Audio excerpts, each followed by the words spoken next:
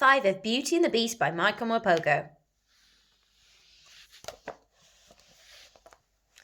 Every night Belle dreamed again about a handsome prince, only now the dream ended differently.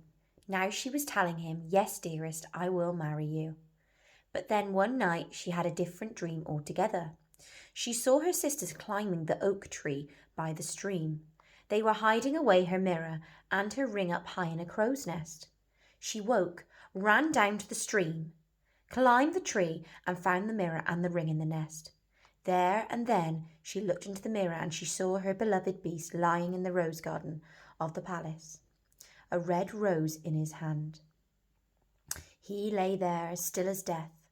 With 3 twists of the ring on her finger, she was kneeling by his side, crying her heart out. As her tears fell on his face, she kissed his leathery lips. The Beast was suddenly a beast no more, but the handsome prince of her dreams. And when his eyes opened and he smiled up at her, she was filled with such happiness that she thought her heart would burst. So he transformed from the Beast into the prince. There they are, lay in the rose garden.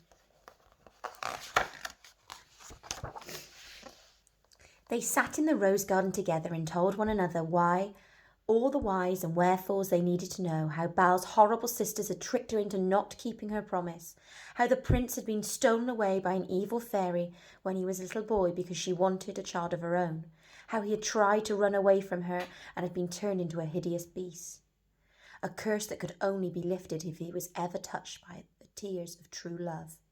And now he had been. Belle and her handsome prince married soon after in the rose garden too. What a wedding it was! Everyone came from miles around. They sang and danced and feasted through the night till the stars faded, till the moon became the sun. Her father was there, of course, and the sisters too. Belle had long since forgiven them for their wrong they had done to her. The whole family came to live in the palace. There was plenty of room after all. And as it turned out, the sisters proved to be wonderful aunties to Belle's 7 children. Wow, there they are at the wedding in her beautiful dress. But just to remind them of how horrible they had once been, if ever they needed onions to be cut up for soup and stews, Belle always made her sister do it, and they wept buckets every time. What naughty sisters they were.